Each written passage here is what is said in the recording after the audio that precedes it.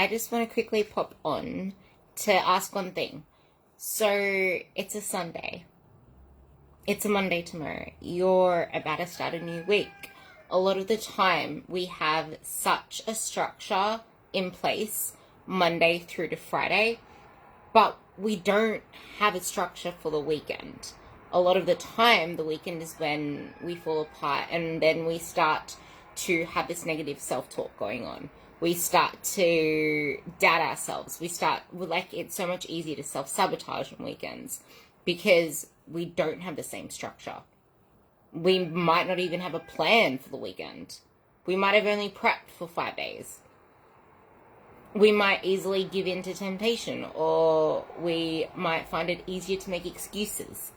All I want to say is, if you are finding it hard to stay on track on the weekend, develop a new structure for the weekend. You don't have to have the same weekday structure that you do on the weekend, but you still need to have a structure. Our bodies, ourselves, our brains, us as humans thrive off consistency. We thrive off routine, and we always fall back to habit because our brains hate being exposed to new information, because then they're going to have to process all of this new information and then embed it into our memory to make it more habitual, because it takes extra energy to learn new things. Our brain is constantly using energy to learn. If we are giving it more and more to learn, it doesn't like that. It's so much easier to forget. So it's doing what it can to make things embedded in its memory. Anyway, back to what I was saying. Create a structure that serves you on the weekend. It doesn't need to be the same as the week.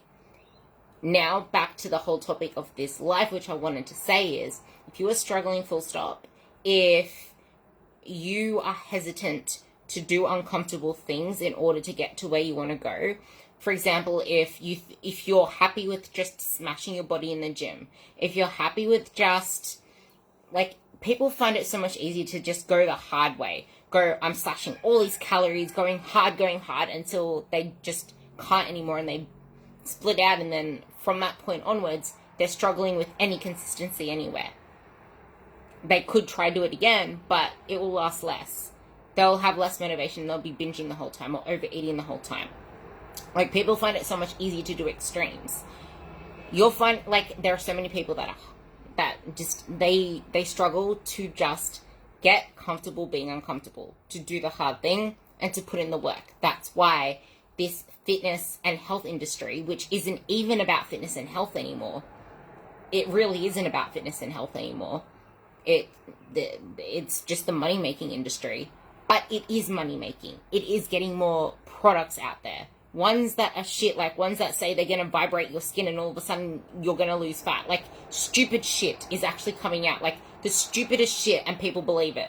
Wear this ring, you're going to lose fat. There's stupid shit going, it's going to put magnetic currents through your body, and it's just stupid, but people believe it because they are that desperate for change.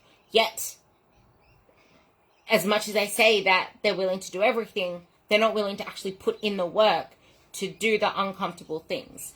And the most uncomfortable thing that people struggle to do is actually slow down, to actually ask themselves questions, to dig into their emotions, to actually see the deeper layers on why they are not moving forward, because it's never about the food. It is never about the food. There is a reason, it's not about what you eat. It's never about what you eat if you're coming from that position. It's about why you're eating it. And we can easily just say, stress ate, habit. But there's something deeper than that. If you want to know more, there's going to be a podcast coming up tonight on it. And the other half of the podcast I scheduled for Wednesday.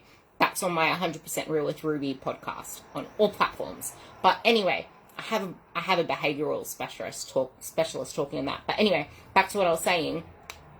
There is something deeper than that. And you need to ask yourself better questions.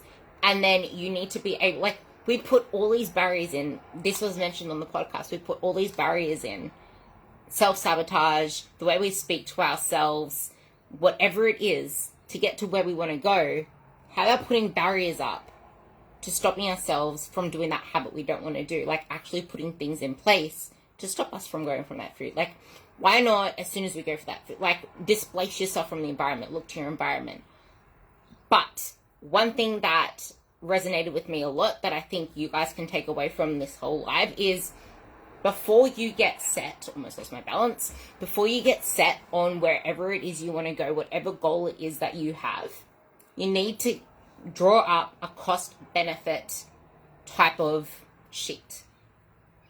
I call it the cost benefit sheet, but it's also the sacrifice sheet, like the cost and the sacrifice, the benefit and the gains. Like, have 4 different things, because there's the cost of staying the same and the sacrifices that you need to make to get to where you want to go. Because there's the cost of staying the same. Think about that. What's the cost of staying the same? And then what's the sacrifices? What are the sacrifices that you need to make in order to get to where you want to go? That's that side. And then there's the benefits. The benefits of change. What are the benefits of you actually changing your life? Are you seriously happy with where you're at? Are you seriously happy with whatever it is? With being stuck, with having to process all these negative emotions all the time and them coming from nowhere, with you self-sabotaging your diet all the time. Are you actually happy with that shit? I highly doubt it. So you need to figure out what it is that you gain from this. More confidence, more happiness, more time with your family. Whatever it is, you need to write that down. You'll be able to you'll be able to be more confident in your clothes. Like, I just saw my 1 year ago today on my timeline, and I used to wear singlets all the time to the gym. I did not have confidence to wear this shit, even when I was pretty lean, which I probably didn't think back then. That's the thing, like, having confidence, having that vibe that attracts people, because you attract people with the vibe that you put out. And you attract people depending on what's coming from you. You don't see the world as it is. You see it as you are. Always remember that. So if you think people are judging you, that's coming from you, not them. If you think people don't think you're worthy, that's because you don't think you're worthy. So keep that in mind. But then what's the benefit? Why are you staying the same? Why are you so comfortable being the same person? Hey, mate. Why are you still staying the same? Why are you not changing? What is it that's so comfortable there? Is it because it's all you know? Because it's a lot of people, like, you don't even realize, but to you, it's a benefit to stay the same because you don't need to do things that expose you. So the benefit is you're comfortable. But is that really worth all the costs associated with it? So having that on paper is probably one of the most beneficial things that you can do to change. And realize there's no such thing as willpower when it comes to food, because you fall to the level of your environment. If the food's there in plain sight and you really want it, you're going to eat it. But if it's not there, well, if you want to drive all the way to the shop, go for your life. But that's the thing, like, you need to structure your environment, and you need to look at the people in your environment as well, because it all matters. Anyway, I'll leave you with that.